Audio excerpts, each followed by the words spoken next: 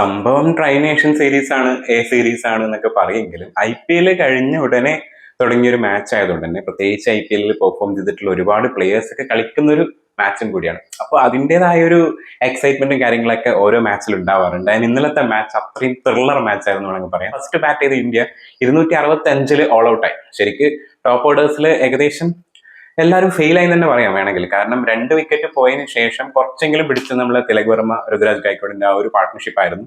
പക്ഷെ അതിനുശേഷം ഒരു വലിയ സ്കോറിലോട്ട് എത്താൻ പറ്റിയില്ല. 143-ൽ 7 വിക്കറ്റ് പോയ സ്റ്റേജിൽ നിന്ന് കളിയിലോട്ട് ഇന്ത്യനെ തിരിച്ചു കൊണ്ടത് നമ്മുടെ സൂര്യാൻഷ് ഷെഡ്കെ, അതുപോലെ തന്നെ നമ്മുടെ വിപ്രാജ് നിഗം, രണ്ടുപേരും കൂടിയാണ്. 100-ന് മേലെയായിരുന്നു ആ ഒരു പാർട്ട്ണർഷിപ്പ്. 247 ടീമിന്റെ ടോട്ടൽ എത്തിയപ്പോഴാണ് ആ ഒരു വിക്കറ്റ് പോയത്. അതും അബദ്ധവശാൽ പോയ വിക്കറ്റ് എന്ന് പറയാം. മിസ്അണ്ടർസ്റ്റാൻഡിംഗിൽ വന്നൊരു റൺഔട്ട് ആയിരുന്നു. പക്ഷെ എന്തായാലും ആ ഒരു വിക്കറ്റും കൂടി പോയില്ലായിരുന്നെങ്കിൽ കുറച്ചും കൂടി സ്കോറിലോട്ട് എത്തിയേനെ. ഒരു 280 അല്ലെങ്കിൽ 300 അടുപ്പിച്ച് സ്കോറിലോട്ട് എത്താൻ പറ്റുമായിരുന്നു. കാരണം ഇനിയും ബോളുകൾ ബാക്കി ഉണ്ടായിരുന്നു എന്നുള്ളതാണ് സംഭവം. പക്ഷെ അതിന് മുന്നേ തന്നെ ഓൾ ഔട്ട് ആവേണ്ടി വന്നു. 49 ബോളിൽ 51 റൺസ് വിപ്രാജ് നിഗം എടുത്ത സമയത്ത് നമ്മൾ സൂര്യാൻഷ് ഷെഡ്കെ 66 ബോളിൽ 72 റൺസാണ് എടുത്തിട്ടുണ്ടായിരുന്നത്. ഷിറാസും വിജയകാന്തും 3 വിക്കറ്റ് എടുത്ത സമയത്ത് ശ്രീലങ്കൻ ക്യാപ്റ്റനും സഹനും അതുപോലെ മാതുലനും ഓരോ വിക്കറ്റ് വീതം എടുത്തിട്ടുണ്ടായിരുന്നു. ശ്രീലങ്ക ചേസിങ്ങിന് ഇറങ്ങിയ സമയത്തെ ഫസ്റ്റ് ഒന്ന് ശരിക്കും ഇന്ത്യ പേടിച്ചിട്ടുണ്ടായിരുന്നു. കാരണം എന്ന് വെച്ചാൽ 265 ഭയങ്കര ഈസി സ്കോർ ആണോ എന്നുള്ള രീതിയിലായിരുന്നു ശരിക്കും ശ്രീലങ്കയുടെ ആ ഒരു കളി ഉണ്ടായത്. ഫസ്റ്റ് വിക്കറ്റ് വീണത് 56 റൺസ് ആയ സമയത്താണ്. അതിൽ ഓരോ ടൈം ഇടവിട്ട് കറക്റ്റ് ഓരോ വിക്കറ്റുകൾ പോയത് കൊണ്ട് തന്നെയാണ് ശരിക്കും മാച്ച് കൂടുതൽ പ്രഷറിലോട്ട് പോയത്.